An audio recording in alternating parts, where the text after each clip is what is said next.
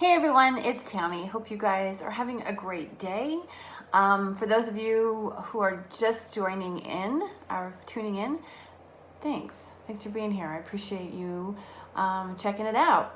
For those of you who've been with me for a while and have seen a couple of my videos, I appreciate you as well.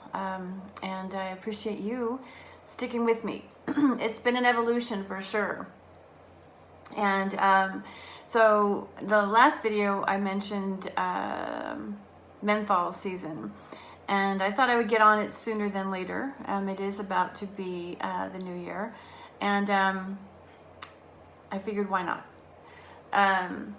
But before I go any further, for those of you who are unfamiliar with me, my name is Tammy Davis, and I am an internationally certified master clinical aromatherapist by title. But I'm also the founder of Aromagenomics, which is it's an evolution, if you will, an advancement on aromatherapy. So if you are familiar with essential oils and you work by the book and or you follow websites and or company suggestions, and where you are actually titled as an aromatherapist, but you're really, involved in those practices, this may not be for you. And I say that with all due respect. It's just that this is a very different approach to health and wellness. I've been doing this for well over 30 years. I started out in pharmacology. I was introduced to the oils probably within, actually, now that I think about it, it was within the first 12 years of my career. And, but when I was learning how drugs were being developed, which was based on the study of plant constituents, not plants themselves, but the constituents within the plants, my interest was piqued. And so there became, I guess, this evolution of, if you will, that involved the practice of aromatherapy like everybody else, just treating symptoms and applying the oils based on the way they were suggested.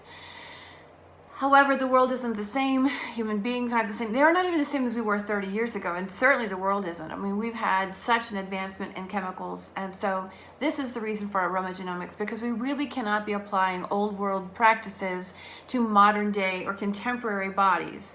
The body's not different. It's adapting according to nature, because nature is in sync with one another, whether we like it or not. The degeneration of the human body is in direct relationship to the amount of chemicals in the environment. It's a reaction to the chemicals in the environment. And while people would probably might go, well, of course, it's a process, it's a mechanism of protection. The reason for the deterioration is because the body isn't ever getting a chance to restore itself. The DNA sends out messages that it's in need of repair, and if it can't get what it needs, then we see an overabundance of all kinds of cells, whether it be yeast or bad bacteria or cancer or osteoarthritis, arthritis, the development. We just see a lot of excess tissue being developed. This is the result of overexpressed genetics, such as the BRCA and other ones, and this overexpression of genes really triggers the production of excess tissues, and this is why we have cysts and tumors and so forth. So the introduction of aromagenomics is based off of 30 years of study, investigation, practice, application, and so forth. And it really just takes aromatherapy and brings it into a more legitimate limelight, because there's a place for it alongside the conventional model. I'm not suggesting oils in lieu of. I'm suggesting that we find a way to get them to work together, because so many people, you have no idea, maybe you do, when I talk to doctors and they'll be like, nobody really uses oils. Nobody even knows what oils are. I'm like, really? You think so? They're just not telling you because it's being touted as Bath and Body. It's being listed as generally regarded as safe, grass. I mean, there's all these components to it that kind of tell us in our mind that, hey, I can use this no matter what. And aromagenomics says, no, you can't. There's a lot of contradictory activities that occur between oils and medications, whether it's on the liver enzyme or the fact that we're actually duplicating the mechanism of action. So that is what goes into all of this. And what brings me to the point of really even wanting to talk about menthol. Menthol is one of the primary components in peppermint. And the reason I call this the season, the menthol season, is because this is where everything, all the products, I mean, I have an issue with all the lavender products, and yet that's another video. This particular video is about menthol, which is, like I said, a primary constituent in peppermint.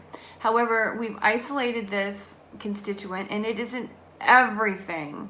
It's in so many different things. You've got peppermint gum, you've got mentholated cigarettes, you've got, mentholatum that you rub in your chest when you have a chest cold. I mean, there's a lot of use for menthol. And so the question would be, why is that? Well, menthol, obviously, we know, opens up the airways, right? And makes it easier to breathe. And so if you're having trouble sleeping and you want to use something like a mentholated rub in the chest, it helps you to breathe and reduces congestion, even if it's a sinus congestion, right?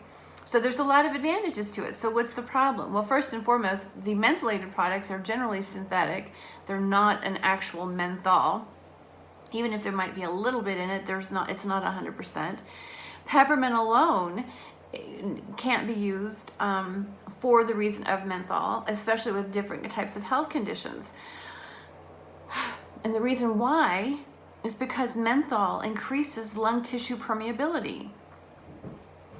So my proposition is, what if menthol is actually causing even more respiratory problems this time of year, the colds and the flus that we get? What if it's the menthol that's actually stimulating it?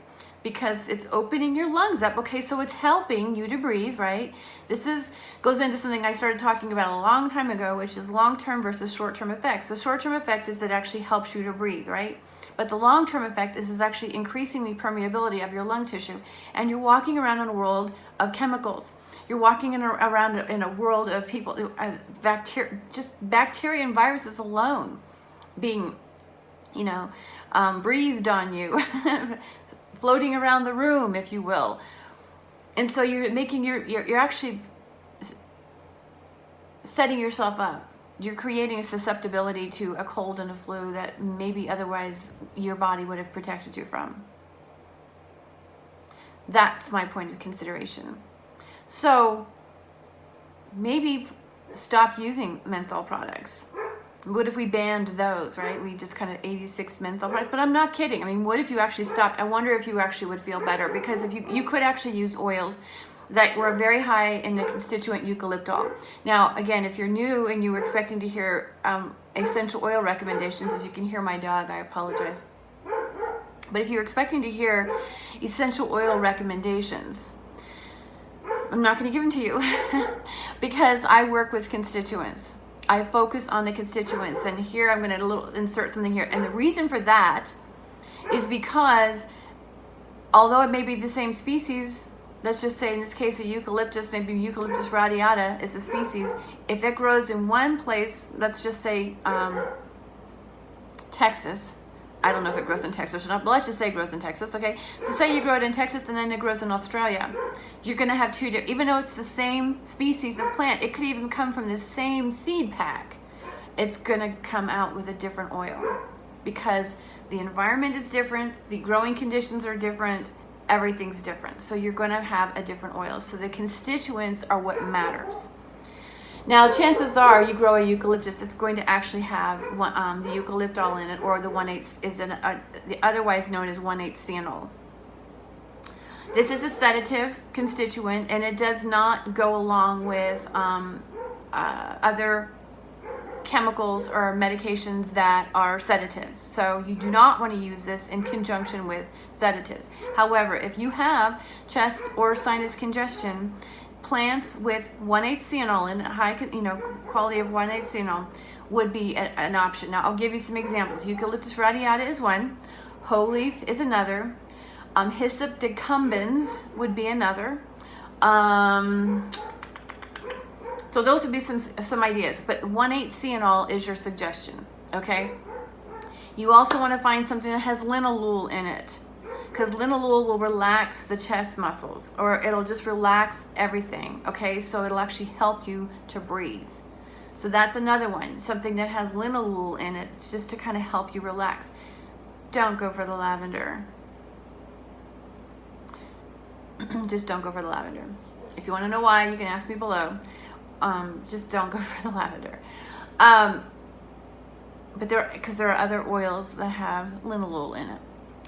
Then you might want to use one that a constituent's called Furano Udisma. I think I said it correctly. However, that's one of the primary constituents in myrrh. And you're not going to find that in very many other oils. But this particular oil actually supports the endogenous opiate system, again, relaxing the body, okay? It actually helps open us up, and it supports the immune system. So a combination of oils that contain 1/8 CNO, linalool, and just throw the myrrh in there. Because like I said, the Furano Udisma is the constituent you want to look for, but it's the synergy within myrrh that is really beneficial. So that could be something you could actually put on. I don't recommend a diffuser. I mean, if you have serious congestion issues, whether it be in your nose or your chest, and you're trying to sleep, then put it on your body. And if as far as diluting it is concerned, you don't need to dilute it.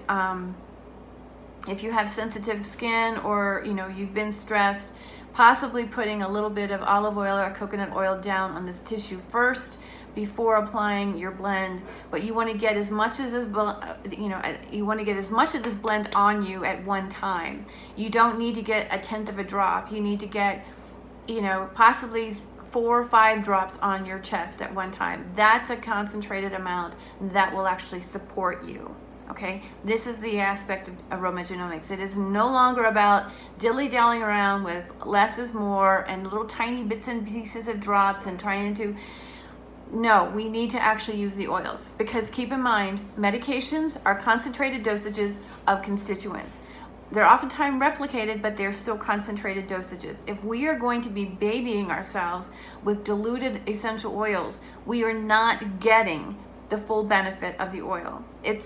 There is a seriously medicinal value to them. Not saying they're going to heal you, but they are going to help your body do what it's supposed to do, which is eradicate any bacteria or viruses, and it'll actually help you get some sleep, which is absolutely necessary when you're trying to heal from something. But just give up the menthol, okay? Because we are making ourselves far more susceptible to a lot of things, not just colds and flus. We're making ourselves more susceptible to other inflammatory processes because we are taking in more chemicals every time we use these mentholated products, including peppermint. Okay, so go easy on the peppermint. And just by the way, peppermint is not really good for people who have a tendency to have acid reflux, because it relaxes the esophagus, and this is where we get indigestion. So peppermint really minimal use. Like lavender, minimal use. Yeah. Anyway, let me know if you have any questions. I appreciate you guys very much. Please visit synergessence.com. Sign up for my email list. And if you feel so inclined, go to my services and products page. You're welcome to make a donation there. This is how I make my living.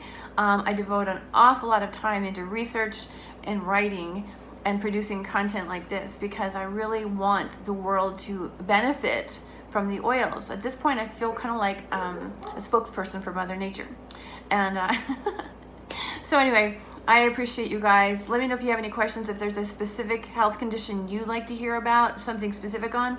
People, those who donate, who support my cause, because this is my life's work, will have actually exclusive access to a lot of information that I won't publicly post here or on my blog.